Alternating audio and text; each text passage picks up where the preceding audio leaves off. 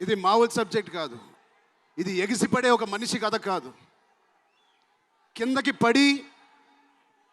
పడిన మనిషి లేచి ఎలా నించుంటాడో అలాంటి కథ ఇది. అందరూ కష్టం గురించి మాట్లాడుతున్నారు. అరే ఇలాంటి కథ కోసం కాకపోతే ఎప్పుడు కష్టపడతామండి? కష్టంతో చేసిన పని కాదు, చాలా ఇష్టంగా ప్రేమతో చేసిన పని. ప్రతిరోజు లెగిసి పొద్దునే షూటింగ్ ఎప్పుడు వెళ్ళాలా, జిమ్ చేసి షూటింగ్ ఎప్పుడు వెళ్ళాలా అని అనిపించిన one of the rarest films నాకు. బహుశా ఒక మగధీర కనిపించింది, రంగస్థలానికి కనిపించింది, RRR కనిపించింది, మళ్ళీ నాకు పెద్దిగా అనిపించింది. అలాంటి భావం, అలాంటి ఒక ఎక్స్పీరియన్స్ ఇచ్చిన మా బుచ్చిబాబుకి స్పెషల్గా థ్యాంక్స్ చెప్పాలి.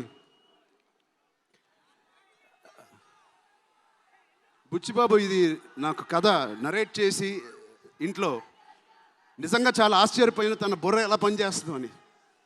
ఇంత అద్భుతంగా రాసి పెట్టుకోండి. ఇండియాలో నంబర్ 4 or 3 టాప్ డైరెక్టర్స్లో బుచ్చిబాబు పేరు ఉంటుంది ఫ్యూచర్లో. ఎప్పుడైనా ఒక ఆట ఓడిపోతే అది ఆటగాడు ఓడిపోయినట్టే కాదు, ఒక దేశం మొత్తం ఓడిపోయినట్టు ఏ ఆటైనా. అలాగే ఈ పెద్దిగాడు, మీ అందరికి తెలిసి ఆ డైలాగ్ ఉంది, ఆట ఆడలేదు, ఏంటది, పోరాడాడు.